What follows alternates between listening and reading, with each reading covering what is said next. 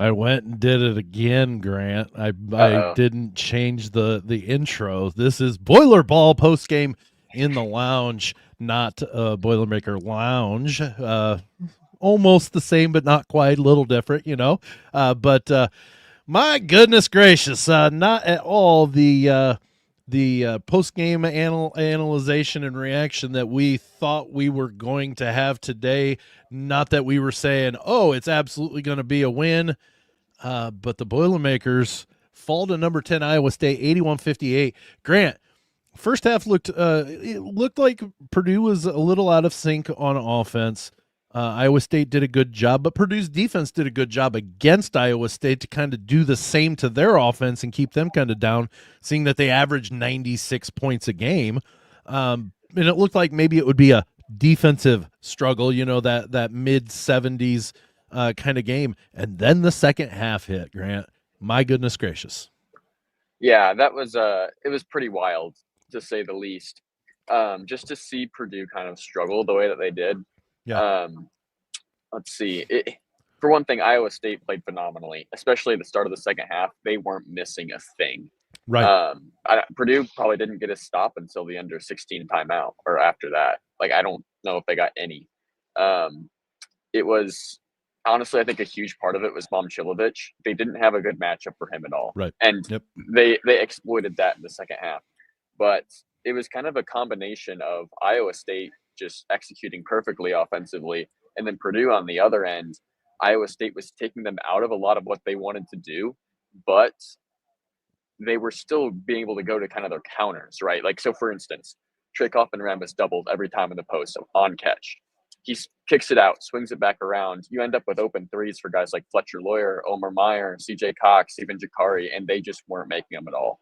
Those are the types of shots they had to make to kind of counter what Iowa State was doing. And then Coach Painter said in the press conference that makes them think more. It opens up opportunities to get back inside with like lobs and stuff like that. None of that worked for Purdue. For Iowa State, it was working perfectly. And next thing you know, a 4-point halftime deficit turns into 17 in just a matter of 5 to 10 minutes.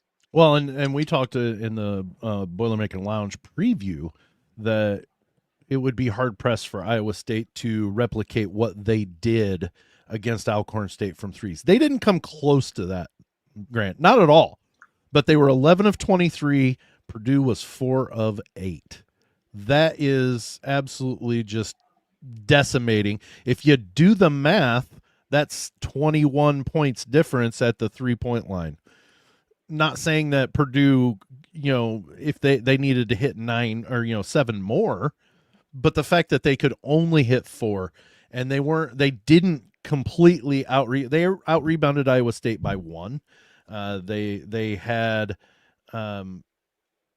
more offensive rebounds than Iowa State did, but like they had 15 offensive rebounds. But when your shots aren't falling and their putbacks, they Iowa State was a perfect match for this, and actually Purdue was not a good, or they were a better match for Purdue in the aspect of they matched up today better than the Boilermakers. They just did. Yeah.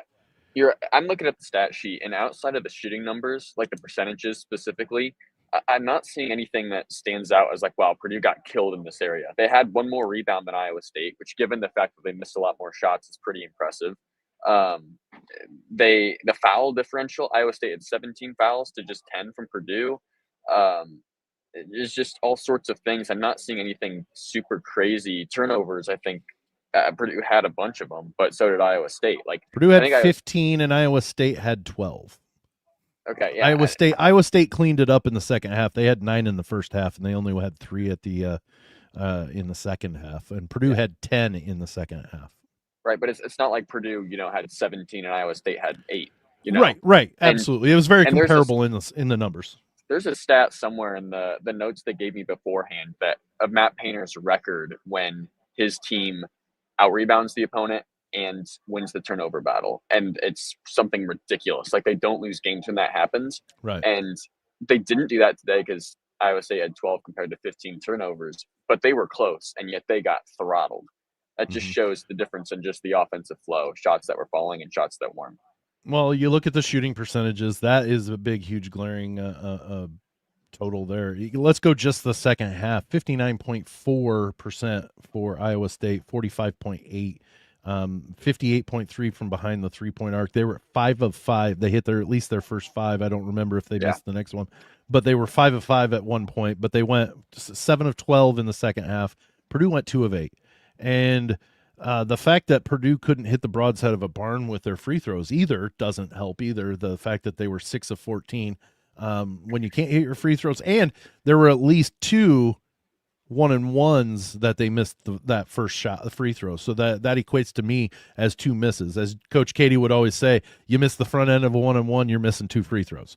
They don't go on the stats, but that's what you're doing. And yeah, there are.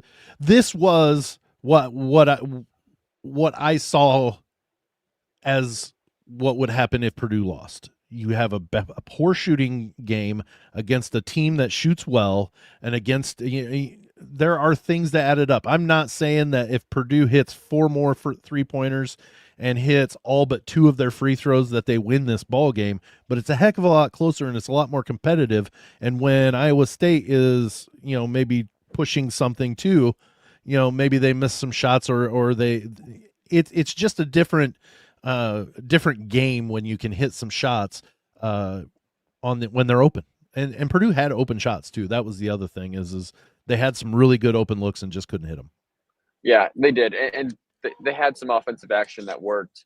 I think specifically the way they were able to swing the ball around, find open shooters when TKR was doubled, because Iowa State completely took him out of the game. I don't think I've seen this happen to TKR since Zach Edey left to this extent. This is the first time I've seen that.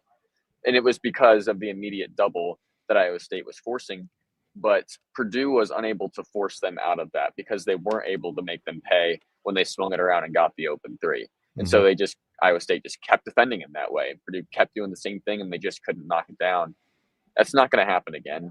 Purdue's too good of a team offensively to be able, or just to keep missing those shots and not force Iowa State out of that coverage. But you still have to give a lot of credit to what Iowa State was able to absolutely. do. Right. Coach Painter, the players, they all talked about how well Iowa State was connected defensively. Their connectivity, the way they were switching, the way they were able to trap, but then rotate around and still cover guys. That was super impressive. They pressured the ball super well, and it just took Purdue out of a lot of what they wanted to do. And when Purdue's players collectively were shooting poorly and struggling progressively throughout the game, their spirit just went away. And Coach Painter talked about that too, how Iowa State was able to do that. And I think he saw it even just the last 10 minutes, their free throws, they just weren't falling. None of those. Braden missed a free throw. Fletch missed a free throw. TKR missed one, or Jacobson missed one on the Jacobson missed flagrant. One, which those are a little less surprising than Braden or Fletch, but still, you're right. Right. Their confidence was gone. They were taken out of what they wanted to do. I think you can hardly even analyze the last 10 minutes of the game just because Purdue is a completely different team by that point. So I think that was just throughout the game, the frustration built. Purdue became less of themselves, and Iowa State just had a masterclass on both sides of the ball. Well, they turned a very, very, and the fact that I know we're going to get this is just Purdue being rated. They're overrated. They're not really that good. No, that's not the case at all. This team was number 1, and they'll fall out of that spot, obviously, at the next poll. They were number 1 for a reason. It's not the fact that they got lucky and a bunch of people decided to vote them in at number 1. They have one of the most, in my opinion, one of the most talented rosters in the country. And it's gonna happen, unfortunately, to where occasionally they're gonna run into a team that's very good. Iowa State's very, very good, but you put them on a neutral court in 3 months, it may not turn out that way for Iowa State. Yeah, it definitely could be a different game. Iowa State will be an interesting team to watch. They certainly looked like a Final Four, if not championship contender today. Yeah. It seems like Iowa State, and this kind of comes from what Coach Painter was talking about, but they've always been tough defensively. but they've added that elite offensive component that now they can dominate you, just like what we saw, where if you can't score the ball, you're not going to be able to stop them enough to keep a deficit down. And Purdue couldn't do that because they just couldn't find a rhythm offensively. So I think Purdue obviously will not be the same team as they are come March, but it'll be interesting to see where Iowa State ends up because they're going to be playing in a tough Big 12. They're going to run into teams like Houston and BYU and just some of those other top Big 12 contenders, but they've got all the pieces. They've got hard-nosed defenders and a solid backcourt. They've got front court players that can contend with the best of them. They've got depth. They've got a wing star in Momcilovic that really elevates them. A lot of teams are going to struggle to match up with him because of his size and the position he plays. And just the way he was able to make some of those shots, those 17, 18-foot fadeaway, turnaround, step back jump shots, whatever the case may be. I mean, Purdue was guarding them. They just weren't tall enough to contest it. Like, he just flat out shot over them and made tough shots. So. Not sure if this is a troll or not, but shows the disparity in talent versus the Cyclones. I don't think so. There's not a disparity there. Would you be saying that if Purdue had run them out the Cyclones out of the building by 25? No, they're a good team too. They're number 10 for a reason. The disparity of the day they were having today, yes, I would agree that Purdue did not have a good day, and it was much because of what Iowa State did to them. You know, they limited things. They forced some shots, but like I said, Purdue had open shots, so it's not like they didn't get any clean looks. They just weren't hitting their open shots either. Yeah, I mean, Iowa State's very talented team, clearly. Absolutely. But Braden, obviously, like, I thought Braden played tough, and he had some good moments for sure, especially in the first half, but he did not play his best game. He had some turnovers. He had 6 turnovers. He didn't shoot the ball as well as what we've seen. Fletcher probably had his worst game of the season, just shooting-wise, and 2 of 8. Yeah, 2 of 8, had good looks, just missed them. And TKR was only 1 of 8.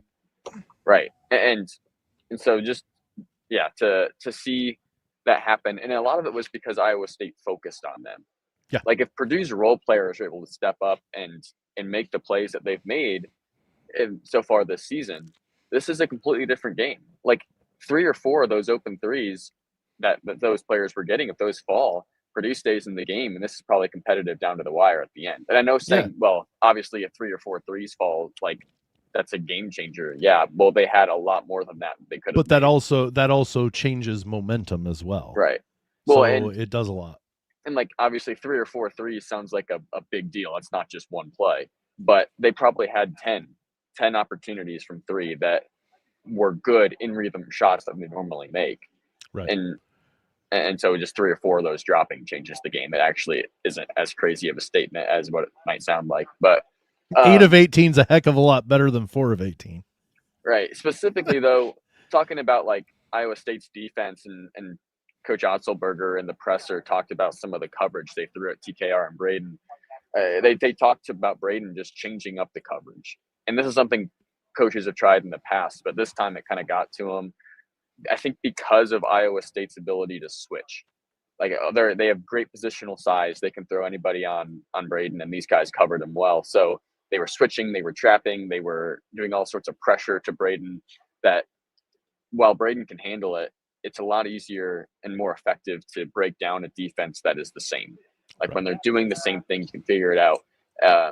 Otzelberger related it to like a quarterback, a really good quarterback in football, and how like once you figure out the defense, you can tear it apart. Well, by continually changing that defense, Braden just wasn't as effective as normal. And then with TKR, they were just doubling him in the post, and they forced him, I noticed, just to take some of his floaters and some of his push shots from further out than normal, and that bothered him a little bit. Plus, the shots just didn't fall for him. So it'll be interesting going forward to see how teams try and replicate that coverage, because we've never really seen a defense be this effective against Purdue. Well, and let's be honest, there's not going to be many teams that can replicate what Right. Iowa State is able to do because they have the length, they have the height, they have the size to be able to do that with the bigs down low. So there are going to be not a ton of teams on the rest of Purdue's schedule that's going to be able to do and replicate, try to replicate at least what it is that Iowa State was able to do. And here's the thing. Purdue's been exposed to it now. And yes, I know I used Purdue as it has been exposed, but to that type of game set, they're going to work on how to counteract that. They're going to work. I mean, and sometimes it's as simple as, can we knock down the shots? Those doubles don't come as quick and easy if Purdue's perimeter is hitting threes on the kickouts on that straight double team. It's just something that and I'm not saying they would go totally away from double teaming TKR in the post, but it would be a little bit more hesitant. Or if Purdue got hot to where they're hitting it, they're not going to do it every time on the entry pass. You know what I mean? Yeah, exactly. It would have forced them to rethink some things, right, if Purdue was able to execute. So, yeah, I think we kind of covered some of that, but I don't know. It just, Coach, have you listened to the press conference where Matt Painter talked about intestinal fortitude with Luke Ertl and used no, that I haven't. phrase? I haven't.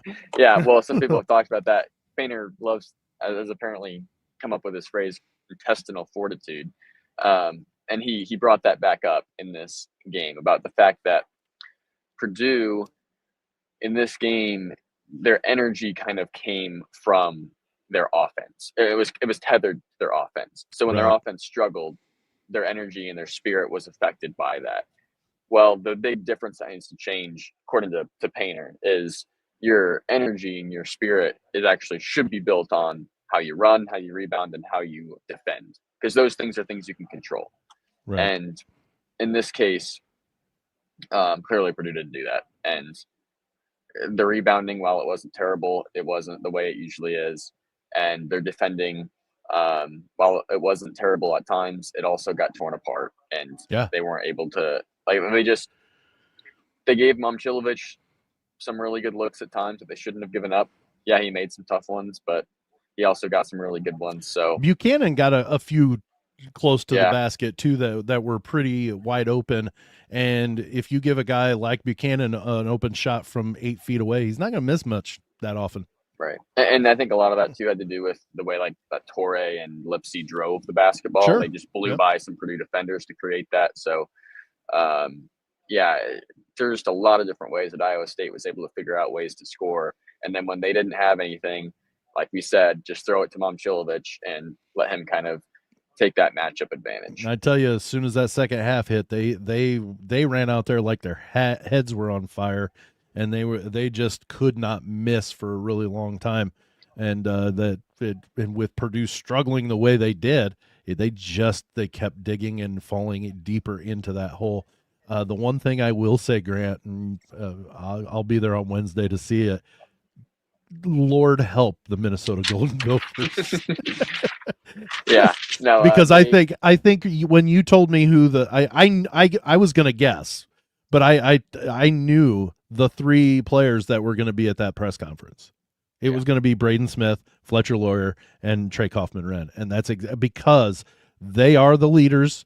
They're not going to let anybody else take the hard questions as to how in the world you got dismantled at home on and kind of look really lackluster in it. Like it just, like you said, they didn't seem to have the energy that they normally had, and those 3 weren't going to let it. And I don't think there's a chance that they're going to let this flow over into the game on Wednesday. Yeah, no, the players talked about that in the press conference. Coach Painter did too, just about how important it is to respond, and not just Right. respond by the end of the season, but like you got to keep your focus on Wednesday's game against Minnesota. Fletch even said, like, this is a type of game that can either derail your season or kind of get you back on track. And so I think it just shows the importance. They compared it to the game against Auburn last year when they went to Birmingham and just got throttled. Yeah. And while that game obviously was a stinger, there was a big change in what that team was able to do after that game. There were lots of concerns when they lost that game, like, oh, can this Purdue team handle the Big Ten? Where are they going to finish up? And they responded really well and had themselves in a really good position then when the Big Ten season started for real. And so, I while this game is terrible to lose, especially at home, this might be something that kind of propels them in the right direction and gets them where they want to be by March. Yeah, very well could. I think it will light a fire under them a lot. A lot to say this won't happen again. We can't let this happen again. We've got to make our open shots, and I know it's you just have a bad day. Well, we can't have the whole roster have a bad day. We can't have the whole roster missing the open threes. We can't have the whole roster struggle with free throws. You know, Trey Kaufman-Renn was Omer Meyer is the only one that hit all of his free throws. He was 2 of 2, and Purdue only made 6. So it's very disheartening to where, you know, these guys are good, and whatever reason it happened that way. And I think the Boilers are going to respond in a way that at least in my heart of hearts, I see them responding in a way that it's not going to be pretty for the player or the teams that they play. Yeah. Just want to give a couple more individual shout outs. Sure. These are things that Purdue's players and Coach Painter said, not just Iowa State's guys, but Killian Torrey was incredible in this game. Not just in the stat sheet, like, yeah, he scored some points, made some threes. He doesn't necessarily get the volume that he normally gets today, but he did a really good job with that. But it was his defense. It was the pressure, the relentlessness that he had the entire game. Otts actually said he told Torrey to kind of lay off the last minute or so when the game was over. And yet Torrey was still pressuring just because that's ingrained in his DNA. Yeah. And that was how that was kind of discussed. But he had an incredible game. Took Braden out of a lot of what he wanted to do and really put pressure on those Purdue guards. And then Coach Painter had a lot of good things to say about Nate Heise, coming off the bench, number 0, who he thought was just really effective and did a lot of small things. And when you come off the bench and you're forced to take that role where you don't usually get a lot of minutes, he came in and provided really well, despite kind of not necessarily having the best rhythm leading up to this. He ended up playing 29 minutes and was going to say he got 29 minutes in, 7 points, but right. Yeah. But just his ability to come in a big time moment and do a lot of intangibles. Coach Painter had a lot of good things to say about him. Well, if we see him again, I think we'll be ready for him, but I'm glad we don't have to play him, you know, at least another 2 times because they're in our conference. But we've got enough to deal with in our conference with Michigan and Illinois and Michigan State. All of those teams, they're going to make it tough enough that we don't necessarily need to see Iowa State right. again.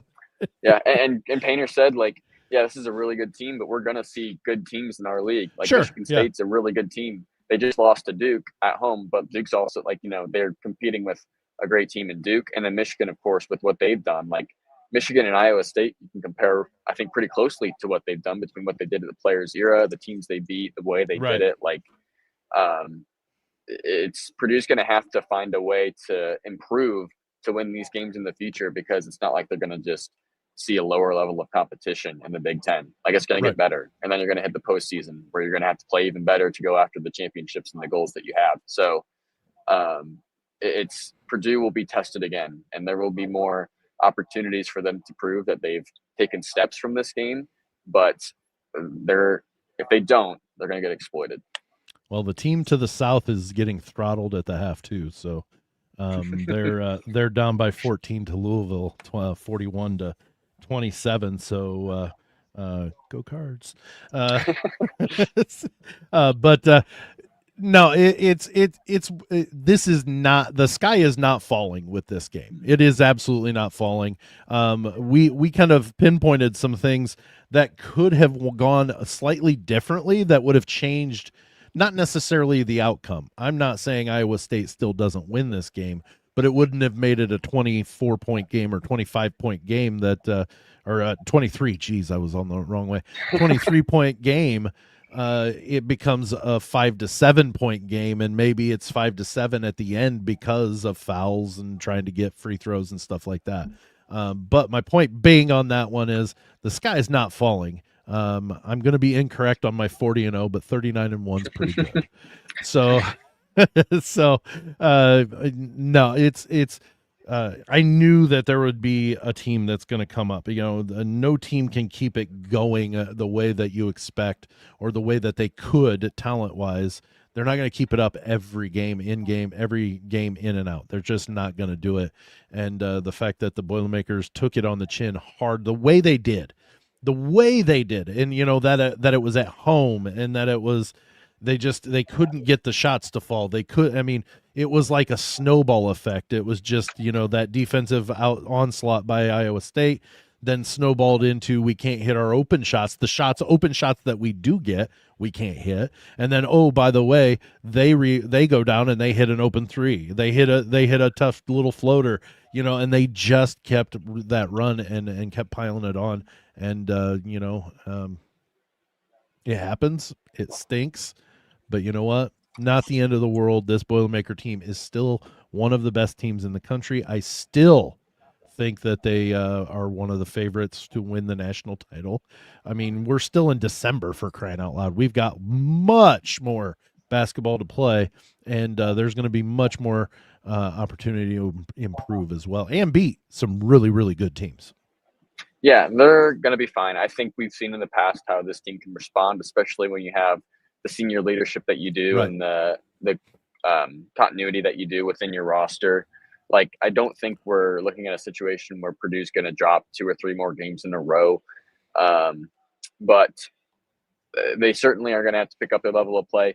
Coach Painter, this is a quote from the press conference, I don't think we're in a position right now to grind out a victory. Like, if the shots aren't falling and if we have to do other things to win the game, he didn't think they're in that position.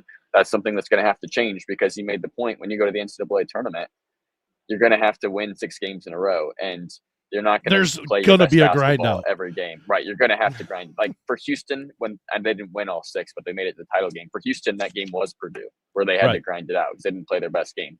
Purdue, if they're in that position, has to be able to grind out a win against a team that maybe is in the same role Purdue was in last year.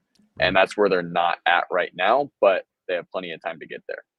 Well, and that is luckily something that can be improved upon in season 2. So, right. So that's brings us to the end of Boiler Ball post game in the lounge. Boilers fall 81-58 to number 10 Iowa State. But you know what? There are brighter days coming. The Boilers are back in action Wednesday at Mackey Arena against the Minnesota Golden Gophers. My second favorite team from the Big Ten, because they beat IU last week. But absolutely another opportunity to get back on the horse and put a beating to somebody, because you know what? It happened. Now let's let's get back into it. Let's start beating some teams and playing. Then we've got Marquette coming up on Saturday. So there's a couple of good opportunities against a couple of pretty good opponents that will help the Boilers potentially get back on the horse and get back into rhythm. Yeah, it's definitely going to be a good opportunity for us to watch them on Wednesday and on Saturday, just to see 2 more home games. Like, that's huge to get back at home, and to have some opportunities to bounce back. All right. Well said, Grant. Safe travels back home, Mr. All-American, but get back and study for your finals, because we've got a busy week of Purdue ball coming up this week as well. So for Grant Flora, the All-American, I am Sam Sprunger. We'll see you later.